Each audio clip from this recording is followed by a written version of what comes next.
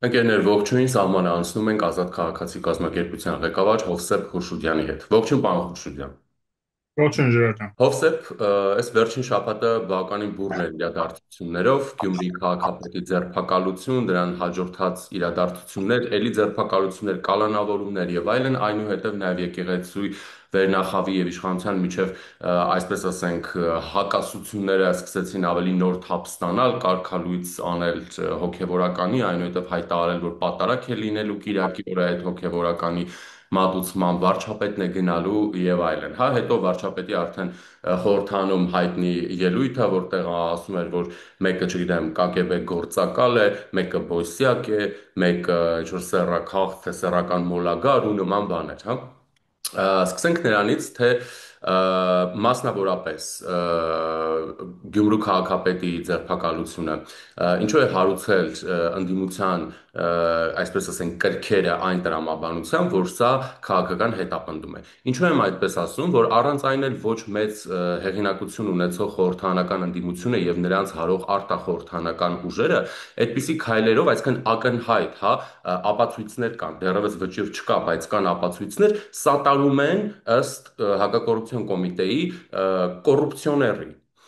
Ինչու են գնում այդ ճանապարհով, իրենց չեղած հեղինակությունը ավելի մաշելու ճանապարհով։ Դե, լսեք, եթե իրանք գոնե մի քիչ գաղափար ունենային քաղաքական տեխնոլոգիաներից, քաղաքականությունից, ընդհանրապես արժեքներից, հայ ժողովրդից, ճանաչեին հայ ժողովրդին, դες չէին վարվի։ Բայց իրանք գործում են པարս, այսպես թիմային սոլիդարության սկզբունքով։ Ոնց է կրիմինալի ներսում, հա, ասենք կրիմինալը կրիմինալին պետք է պաշտպանի, չէ՞, պետության դեմ։ Նույն սկզբունքով էլ այնտեղ են գործում։ Եվ իրենք չեն էլ վատ զգում, որ կրիմինալ են պաշտպանում։ Ու բնականաբար դա լրիվ հակառակ էֆեկտ է գործում։ Հոգևորականների մասով, հա, մենք տեսնում ենք, որ որևէ կողմը զիջման պատրաստ չէ եւ Կիրակի օրը այդ հովանավանքում սպասվող պատարակը եւ Մայրաթորի նաեւ արձագանքը դրան, հավանեն դեպս այսպեսի մի տպավորություն են ձևավորում, որ անգամ որոշակի սադրանքներ, հնարավոր բախումներ կարող են անխուսափելի լինել։ Կողմերը ըստ ձեզ գնում են հատելու կարմիր գծերը եւ սա այսպես ասենք ճակերտավոր այդ պայքարի վերջնական փուլերից մեկն է։ Այսինքն ինչ են շնակում սադրանքներ եւ բախումներ։ Ասենք ոնց եք պատկերացնում, որ ինչ որ Գարեգին բի իսկ իրականում արդեն կտրիչի ուղարկած սադրիչներ կհամարցակվեն գան այդտեղ պետության դեմ խաղանեն, սատանայի մայլեն քյադրբազություն անեն, հա, կասեր տատս։ Չեմ կարծում, որ նման համարձակություն եւ հանդգնություն կունենան, եթե ունենան ավելի վատ իրենց համար։ Ասենք մարդիկ իրենք են որոշում, իրենք են ճանաչում այն վայրը, որտեղ իրենք իրենց հոգևոր ծառայության համար գնում են, որ իրենք այդ ստանան այդ հոգևոր ծառայությունը։ Ոչ թե պետքա տարբեր ուրեմն գանձագողեր, վաշխառուներ, սքեմ հակած որոշեն, թե Հայաստանի Հանրապետության քաղաքացիները ում են ընդունում որպես հոգևորական եւ ում մոտ են գնում հոգևոր ծեսերի արարողությունների մասնակցելու, չի կարող այդպեսի բան լինել։ Քաղաքացին ինքն է որոշում։ Հովսեփ, բայց դրան զուգահեռ այն օրինակ վարչապետը որ ասում է, հա, մեկը ԿԳԲ-ի գործակալ է եւ այդտեղ հիշում ա որ ԿԳԲ-ի գործակալը Գարեգինի եղբայրը, Եզրասը, Ռուսաստանի եւ Նախիջևանի թեմի առաջնորդը, բայց մյուս կողմից էլ օրինակ, հա, այս կարծում եմ բոլորին հայտնի փաստ է, չէ, որ սովետական միության ժամանակ եկեղեցին, այսպես ասենք, անտարբեր չի թողել իր նկատմամբ ԿԳԲ-ին, այսպես ասած, բայց մյուս կողմից էլ այս ժամանակակից անկախ Հայաստանի Հանրապետության այդ թվում եւ ԱԱԾ սպաներ եւ այլն, չգիտեմ, սովորում են կամ վերապատրաստվում են Ռուսաստանում, նկատի ունեմ այս զուգահեռները, սրանց հակասությունները, տրամաբանությունը մի փոքր-ինչ կաղում է։ Հա, ես էլ եմ այսօրի մեջում անդրադարձել հենց այդ հարցին, որ միջև հիմա ԱԱԾ-ի կայքում կախված է հայտարարությունը Հայաստանում երիտասարդներին այսպես տեղեկացնելու, որ կարող են գնալ սովորել ՖՍԲ-ի ակադեմիայում, ինչ որ բուհերում եւ այլ Ռուսաստանում։ Իհարկե, այդտեղ հակասություն կա։ հələ KGB-ն սովետական KGB-ն էր, հա, եւ սովետական KGB-ի գործակալ լինելը դեռ այդպիսի մեծ պատասխանատվություն չի իրավական տեսակետից, թե չէ միանգամից բռնած կլինեն որպես շպիոն, հա, կամ որպես օտարերկրյա գործակալ։ Ինչի չեն բռնում, որովհետեւ KGB-ի հետ համագործակցել դեռ չի նշանակում ժամանակակից այսօրվա օրենքներով իրավական պատասխանատվություն, որտեղ դա սովետական միությունն էր, սովետական միության ընթացքում ես խոսքը KGB-ի, այլ ոչ թե FSB-ի մասին է, բառերը նշանակությունն են, չէ՞։ Սովետական միությունում, եթե մարդը համագործակցում էր KGB-ի հետ, դա իրավական որևէ հետևանք չէր կարող բերել, որտեղ նույն երկրում էին նույն երկրի հատուկ ծառայություններ։ Մեր համար է, որ քանի որ մենք ընդունում ենք, որ դա կայսրություն էր, որը բռնազավթել էր Հայաստանի Հանրապետությունի 11-րդ կարմիր բանակով, հերիք չի նաև թուրքերի հետ մեջ էին արել, բաժանել էին մեր հայրենիքը, դրա համար համարում ենք, որ դա օտար երկրի հատուկ ծառայություն էր, բայց այն ժամանակ էր ամեն դեպքում, հա։ Հասկանալի է, որ մեծ հավանականություն կա, որ այդ նույն KGB-ի գործակալները հիմա դարձել են FSB-ի գործակալներ։ Բայց այդ հավանականությունը տեսական է, պետք է ապացուցել։ Դրա համար էլ, քանի դեռ ապացույց չկա, այդ եզրասին եւ մնացած բարձրաստիճան հոգեվորականներին, որոնց մեջ պակաս թվով KGB-ականներ չի եղել, քանց նույն Ուկրաինայում, մեր Բալտիկայում կամ տվյալ դեպքում Բալտիկ երկրներում, հա, հին տերմին օգտագործեցի, կամ արևելյա եվրոպական երկրներում, որտեղ բոլոր այդ հարցերը բարձրացվել են, լյուստրացիա է արվել եւ բոլոր այդ KGB-շնիկներին ուղղակի դուրս են մղել թե եկեղեցուց, թե պետական համակարգից։ Հիմա ոչ լյուստրացիայի մասին օրենք են անում։ Հերիք չի, նկատի ունեմ, նույնիսկ այդպես նախաձեռնություն չկա։ Ի տարբերություն 11 թվականին, երբ որ ժառանգությունն էր Ստեփան Սեֆարյանի հեղինակությամբ, այդ լյուստրացիայի մասին օրենքի նախագիծ էր բերել ազգային ժողով։ Ոչ դա են անում։ Ոչ ԱԱԾ-ի կայքից գոնե հայտարարությունը հանեն, որ մենք հասկանանք, որ այլևս այդ դաշտում չկա համագործակցություն։ Հապկում չեք համագործակցում, հրաշալի է։ Համատեղ զորավարժություններ չեք անում։ Ոչ մեկ դրա համար ձեզ չի ուտում։ Մոսկվայից, Կրեմլից ուրեմն Սու-35-եր չեն ուղարկում ռմբակոծելու Հայաստանը, ինչա թե դուք ուրեմն սառեցել եք հապկում մասնակցություն։ Այն նույն ձևի ԱԱԾ-ում սառեցեք, դադարեցեք, այդ ինչ շարունակական գործընթաց է, շարունակական համագործակցություն է, այն դեպքում, երբ որ դուք էլ գիտեք ինչ վտանգ է իրենց ներկայացնում օտարերկրյա, տվյալ դեպքում ռուսական, որտեղ KGB-ի ժառանգը FSB-ն է, հատուկ ծառայության մոտ գնալ այնտեղ սովորելը։ Կներեք, էլի հենց նույն Նիկոլ Փաշինյանի նշանակած Քարամյանն էր մաքրում ԱԱԾ-ն այն մարդկանցից, ովքեր որ ուսում էին անցել ռուսական FSB-ի ակադեմիաներում։ Դա արդեն բավարար էր Քարամյանի համար, որ կասկածելի, ոչ վստահելի հիմքով հանել համակարգից այդ մարդկանց։ Հիմա չենք հասկանում, հիմա նորերին եք տանում, որ նույն այդ կասկածելի, անվստահելի, խոցելի վիճակներում հայտնվեն հիմա էլ այդ մարդիկ։ FSB-ի ակադեմիաներում մարդ ուղարկելու, սովորելու մասին է, որը խոցելի է դարձնում այդ մարդկանց հավաքագրելու մեծ հավանականությամբ։ Հովսեփ, քեզ մոտ տպավորություն է, որ այս կաթողիկոսի հարցը մի տեսակ սկսում է արդեն գնալ գուցե, չգիտեմ, ենթադրությունա, այն իր հիմնական, այսպես ասենք, խորքերը, որի համար գուցե բարձրացվել էր կուսակրոնության հարցը, որովհետև հիմա այդ հարցը այդքան չի շոշափվում, կամ այդ հարցադրումը այդքան շատ չի հանրային միջավայրում, այդ թվում եւ հանրային գործիչների կողմից, որքան, չգիտեմ, նույն ԿԿԲ-ի կամ այլ օտար երկրի ինչ որ կառույցների հետ ասոցիացիաները, կապերը, եկեղեցուն տիրող վարք ու բարքը, այնտեղի այդ հիերարխիան, այդ մեն իշխանությունը եւ դրանից բխած բոլոր հետևանքները, հա, քեզ մոտ տպավորություն է, որ հիմա կարծես թե գնում ենք այդ հարցի ավելի իրական շերտերը եւ կուսակրոնությունը դա ընդհանրապես շատ, այսպես ասենք, յուղոտ պատրվակ կամ պատճառ էր վերհանելու այն բոլոր խնդիրները, որոնք կան եւ որոնց մասին դեռ գուցե մենք չգիտենք էլ։ Իրականում խնդրեմը նրանում է, որ հայ հասարակության համար, այսօրվա հայ ժողովրդի համար ավելի կարևոր է այն նման կարգի բարոյական ոլորտի հարցերը, քան քաղաքական այնպիսի կարևորագույն հարցը, ինչպիսին է նա, որ այսօրվա եկեղեցական վերնախավը սպասարկում է օտար երկրյա օրակարգ, օտար երկրյա շահեր։ Դա ցավոք սրտի պակաս կարևոր է մեր հասարակությանն ու համենայն դեպս մի զգալի մասի համար հավատացյալների լավ էսպես ասեմ։ Քանց այն, որ այդ մարդը չի համապատասխանում այն կանոնագրքին, այն ավանդույթներին եկեղեցում ձևավորված վերջին հարյուրամյակներում չի համապատասխանում եւ խախտում է դա, հա, եւ բարոյական ոլորտում ինքը կոպիտ ասած վատն է, սխալ է։ Հիմա իհարկե ես մի անգամ արդեն առիթ եղել է ասել եմ, որ Եթե կաթողիկոսը նորմալ մարդ լիներ, Հայաստանի Հանրապետության շահերը հետապնդեր, հայ ժողովրդի շահերը հետապնդեր, հավատացյալ հոտի շահերը հետապնդեր, իրոք մտահոգ լիներ, մտածեր հավատացյալ հոտի մասին, ամեն մի հավատացյալի մասին, այդ մի մեղքի մասին, որ ինֆորմացիա լիներ, որ ինքը գիտեք, կոպիտ ասած կին ունի, չի դիմացել, այսպես խախտել է տուղթը, երեխա ունի, մարդիկ աչք կփակեն։ Որտեղ էլի բարոյական ոլորտում իրենք ընդունեն այնպեսին, որ կարելի է այդ մի մեղքի վրա էլ աչք փակել։ Բայց քանի որ մարդիկ իրեն չեն ընդունում որպես բարոյական մարդ, ասում են, իսկ արդյոք բարոյական մարդ է Պանիկովսկին, հա, հիմա Պանիկովսկին բարոյական մարդ չի, բոլորը դա գիտեն։ Եվ դրա համար էլ սա առիթ համարեք, պատրվակ համարեք, ինչ ուզում եք համարեք, սա ընդհանրապես ապացուցված փաստ է, իսկ այն որ ապացուցված է բոլորը գիտեն, նույնիսկ հասցեն գիտեն,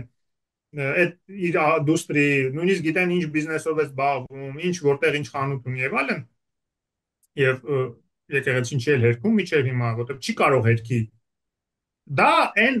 անառարկելի փաստն է, որը որ ինքնին արդեն բավարար է, որ կաթողիկոսը հրաժարական տա։ Ну, կաթողիկոսի պաշտոնը զբաղեցած, տեղը զբաղեցած մարդը իրականում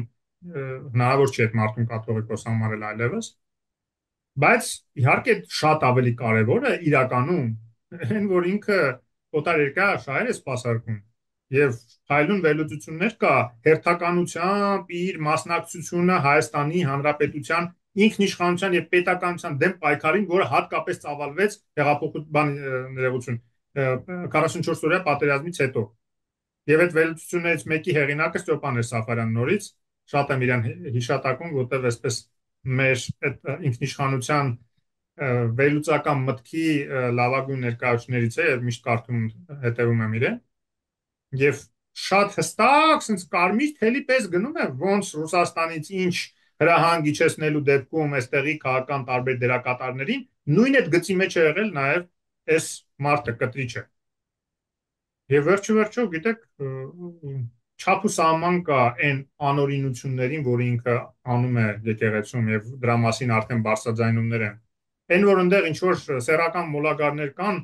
այդ հələ լավ, ասենք թե հələ ապացուցման ենթակա է, դա մի քիչ անորոշ է, չէ՞, ինչ անշնակում սեռական մոլագար, ասենք այն որ վարչապետը ասում է, որ ձեռներակցում թե սիրահետում է ինչ որ մյուս հոգեվորականներին եւ այլն, այդտեղ իրոք ինքը շեշտադրում անում է նրանում, որ դա մի մարդ է, որը որ ուրեմն կուսակրոնության ուխտ է ընդունել։ Այսինքն սեռական կյանք ընդհանրապես պետք է չունենա եւ լավ է, որ շեշտադրում է այն, որ նույնիսկ կապել չունի, ինչ կողմնորոշում ունի, ավանդական է, ոչ ավանդական է, ինքը ընդհանրապես սեռական կյանքով չպետք է ապրի։ Բայց դա չի էականը, դա չի առաջնայինը, էլի եմ ասում։ Առաջնայինը այն է, որ Հայաստանի եկեղեցին բռնազավթած մարդիկ այդ եկեղեցին ծառայեցնում են ոչ թե Հայաստանի, այլ օտար երկրի շահերին, ոչ թե հայ ժողովրդի, ոչ թե հայ հավատացյալ հոտի, այլ օտար երկրի տվյալ դեպքում շատ մեր համար մեծ վտանգ ներկայացնող կայսրության շահերին, Ռուսաստանի շահերին։ Ինչ ես կարծում, Կտրիչ Ներսիսյանը ձև չունի գնալու։ Տեղ չունի գնալու, թե ձև չունի գնալու։ Ձև։ Գիտեք, եթե հրահանգը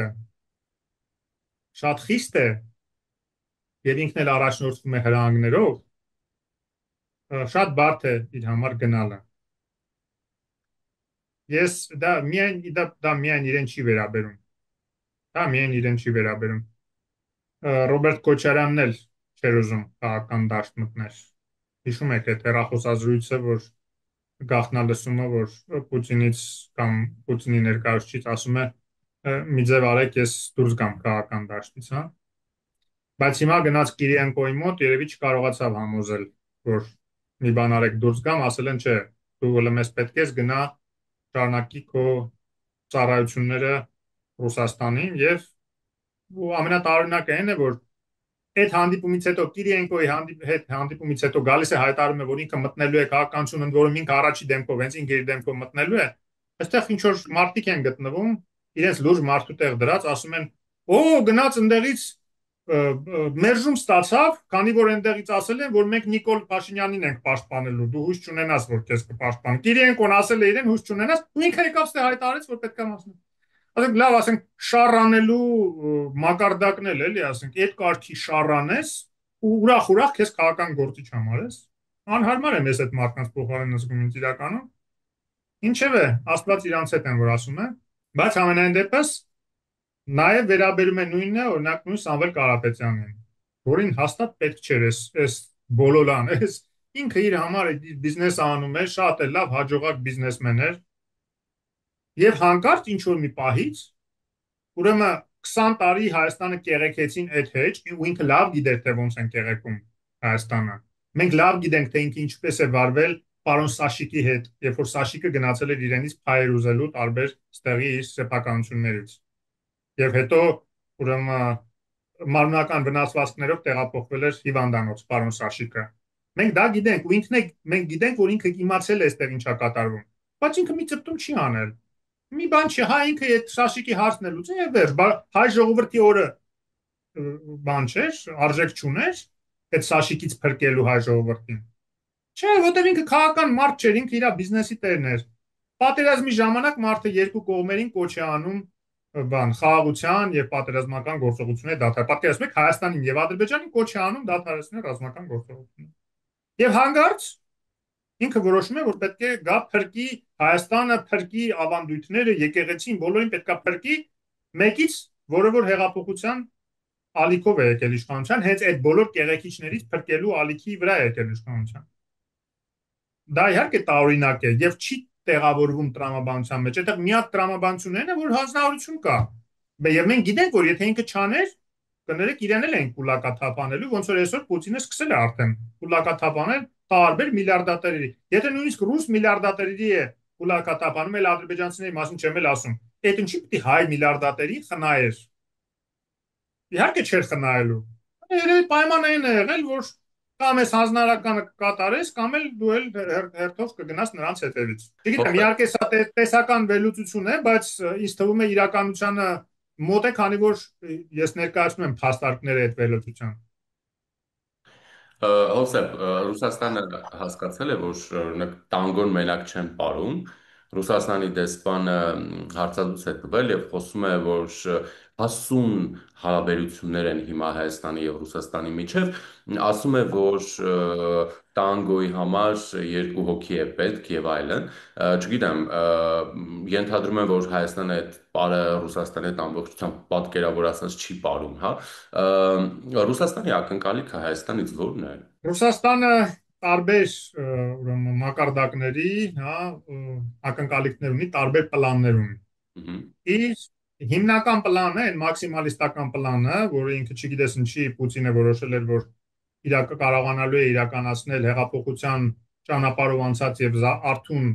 կանգնած, հա, զարթնած ժողովրդի հետ, դա Հայաստանի ինքնիշխանությունը ոչնչացնելն էր։ Այստեղ ինչ որ մեկին տվյալ դեպքում ամենայն հավանականությամբ Ռոբերտ Քոչարյանին գուբերնատոր կարգելն էր եւ արդեն այդ միջոցով նաև այդ Մեղրիում միջանցքը իր վերահսկողության տակ վերցնել էր միջանցք սարքել Ադրբեջանի համար, բայց նաև այդ միջանցքը ինքը վերահսկել է, այսինքն Հայաստանի համար դա արտատարածքային միջանցք էր լինելու, Հայաստան չէր վերահսկելու, բայց ինքը ուրեմն իր Facebook կանգնելու էր եւ այսպես բանի վրա անցուդարձի վրա իր վերահսկողությունն ունենալու էր արևելք արևմուտք այդ մետաքսի ճանապարհը, որը որ շատ նեղ ինչ որ ճանապարհ է դարձել, որտեղ Ռուսաստանը փակվել է, Իրանը փակ է, մնում է այս հարավային Կովկասը։ Հիմա տեսավ, որ չստացվեց 44-օրյա պատերազմով ինքը հույս ուներ դա անել, այսինքն Արցախը տալ Ադրբեջանին, Հայաստանն էլ վերցնել իրեն։ Չստացվեց, հայ ժողովուրդը գնաց նախ Արցախում պայքարեց, պատերազմեց, դիմադրեց, հեշտ չհանձնվեց, դա էլ էր մեր անկախության գրավականը։ Այդ 4000 զոհերը մեր անկախության համար պայքարած մարդիկ են։ Դա միայն Արցախի համար չէր։ Այո, նաև Արցախի համար էին պայքարում այդ տղաները եւ աղջիկները, կանայք եւ տղամարդիկ, բայց նաև դա Հայաստանի ինքնիշխանության համար պայքար էր, որովհետեւ այդ այն պլանի դեմ էր, որը որ Լավրովը գամցնում էր, չէ՞։ Հիմա չստացվեց 21 թվականին հայ ժողովուրդը գնաց նորից իր ընտրությունը կատարեց եւ այդ ընտրությունը ուրեմն Պուտինի խամաճիկների օգտին չէր։ Դրա համար մի քիչ նշաձող իրենց ակնկալիքները կամաց-կամաց սկսեցին պակասացնել, նվազեցնել։ Ձերի հետ քանի որ չէր ստացվել այդ իրենց պլանը եւ իսկ այդ պլանի մեջ նաեւ Ադրբեջանին միջանցք տալն էր, չէ՞, խոստացած, որի մասին Ալիևը մի երկու անգամ ասեց մենք դեռ չենք ստացել այն ինչ որ մեզ խոստացվել է, ցենց անորոշ ասեց, բայց բարձր էր ում մասին էր։ Ինչ քանի որ այդ Պուտինի եւ Ռուսաստանի հարաբերությունների կոնտեքստում էր այդ ասում, Եվ երբ որ ասում են, որ Նիկոլ Փաշինյանը բանավոր խոստացել էր միջանցքը, ոչ մի բան չէր խոստացել, դա բանավոր խոստացած էր Ալիևի Պուտինի ներկայությամբ, Պուտինին չէր հարցնի։ Ալիևը անդադ միջանցք ասում, դու տեղյակ ես, այդ ինչ միջանցքի մասին է խոսում։ Պարզա չէ, Պուտինը կասեր ոնց ինչ միջանցքի, քո հետ պայմանավորվել ենք, դե որ Ափաշկյարը ասենց բացահայտ հարց է տալի կամերաների դեմ, ես էլ քեզ Ափաշկյարը ասում եմ, որ այո, մենք պայմանավորվել ենք, դու մեզ խաբել ես օրինակ։ Բայց այդպես բան չկար, Պուտինը ասում է ոչ մի միջանց չենք պայմանավորվել, այո։ Որտե Պուտինը չէր պայմանավորվել Հայաստանի հետ, Պուտինը պայմանավորվել էր Ադրբեջանի Ալիևի հետ։ Այն հույսով որ Հայաստան չի լինելու, գուբերնիա լինելու, էլ ինչ պայմանավորվել ապագա գուբերնիայի կամ ապագա գուբերնատորի հետ։ Չստացվեց։ Դրա համար փչացան նաև հարաբերությունները Ալիևի հետ։ Ալիևն էլ դեպի արևմուտք է հիմա գնում եւ այդ առումով բավականին դրական է մեր համար այդ դինամիկան, որտեղ արևմուտքի ազդեցությունը Ալիևի վրա մեր համար շատ դրական է։ Դրա համար հիմա Պուտինը տեսեք սպառնաց հեսա Ադրբեջանի վրա կհարձակվեն ու ինքը չէ, պարզ է, փորձագետների միջոցով այդ տարածում են եւ նույնիսկ Ադրբեջանում մտահոգ են, վախենում են, որ կարող է իրոք հարձակվի արդեն։ Սկսեցին նաեւ արագընթաց նոր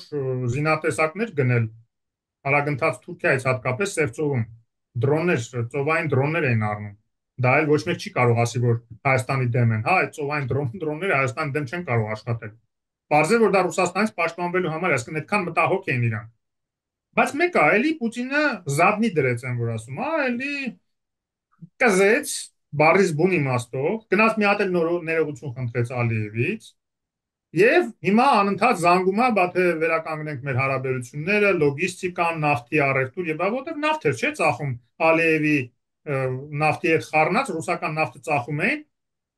արանքում էլ փչացնում էին Ադրբեջանի նավթը, երբ որ իրանց պետք էր լինում, որ խայտարակ էր լինում Ադրբեջան աշխարհով, որ վատ որակի նավթ է վաճառում։ Որտեղ ռուսական նավթ էր, Յուրալս էր խառնում, Յուրալսի որակը ցածր ավելի քան ադրբեջանականի թեթև նավթը։ Այդ ամեն ինչի ֆոնին մենք տեսնում ենք, որ Ռուսաստանի ակնկալիքներն էլ էապես նվազել են Հայաստանից, անկախ ինքնիշխան Հայաստանից, դրա համար էլ առանձնապես ճնշումները չենք տեսնում, նույնիսկ այնպիսի քայլերի դեպքում, որը որ կարող է թվում է, թե մեծ ճնշումների պատճառ կդառնան։ Օրինակ այս Տրամպի ուղին, որով վերջնականապես դուրս շպրտվեց Ռուսաստանը, այդ միջանցք բան, այդ հասկացողություններն էլ վերացան։ Հերիք չի հիմա նաև Ադրբեջան ճանապարհ է տալիս Ղազախական ծորենի, ինչը նշանակում է, որ Ռուսաստանից նաև մթերային անվտանգության տեսակետից կախվածությունը վերանալու է։ Վաղը միսօր նաև էներգետիկ կախվածությունն է վերանալու է վստահ եմ։ Հենց նույն թուրքմենական գազը կարող է գնեն կամ ղազախական նավթը, ինչ խնդիր կա։ Եվ կամաց այս ֆոնին հիմա իր վերջին հույսը մնացել է իր խամաճիկների այստեղ այդ 5-րդ շարասյունը, որ գուցե առաջիկա ընտրություններին հաջողացնեն մեծ 100 միլիոնավոր դոլարների մեծ գումարներ ծախսելով Հայաստանի ժողովրդին խաբել է տարբեր մեդիա տերորներով, հիբրիդային պատերազմներով, նախընտրական քարոզչական տեխնոլոգիաներով,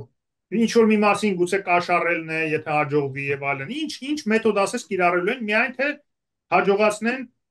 Գյումրիի սցենարը համապետական մասշտաբով։ Այդ է իրանց վերջին հույսը։ Հիմա դրա համար հաջողորդին էլ կարևոր է, որ աչալուր լինի, այս ամբողջը հասկանալով, ինչքան էլ տեսնում ենք, որ այո, իշխանություններն էլ մեծ թերություններ ունեն, հատկապես ներքին քաղաքականության մեջ կադրային եւ այլն, բայց եթե նույնիսկ այլընտրանք են ժողովրդի մի հատված այլընտրանք են փնտրելու իշխանությունները, այդ այլընտրանքը գտնի ժողովրդավարական ընդդիմության մեջ, ժողովրդավարական ընդդիմադիր ուժերի մեջ, այլ ոչ թե գնա էլի նախկիններից որևէ մեկին ընդդիմի։ Նախկինները բազմադեմ են, բայց նույն նախկիններն են։ Դա միայն Սերժ Սարգսյան, Ռոբերտ Քոչյանը չի։ Նույն Սավել Կարապետյանն էլ նախկինների հետ աֆիլիացված, նախկինների հետ լավ համագործակցած եւ հիմա նաև Ռուսաստանի շահերը սպասարկող դաշտն է ներկայացնում եւ մնացած էլի տարբեր ավելի մանր, բայց այսպես նույնաբովանդակ ուժերը։ Հասարակությունը շատ լավ հասկանալու է դա, ովքեր են նրանք եւ ովքեր են ժողովրդավարական իրոք ուժերը։ Շնորհակալ եմ Հովսեփ։ Ես եմ շնորհակալ։ Զրուցակիցս Ազատ քաղաքացի կազմակերպության ղեկավար Հովսեփ Խուշուդյանն էր, բաժանորդագրվեք YouTube-յան ալիքին, իսկ օրվա իրադարձություններին հետևեք Telegram-յան ալիքում, որի հղումը տեսանյութի մեկնաբանության բաժնում է։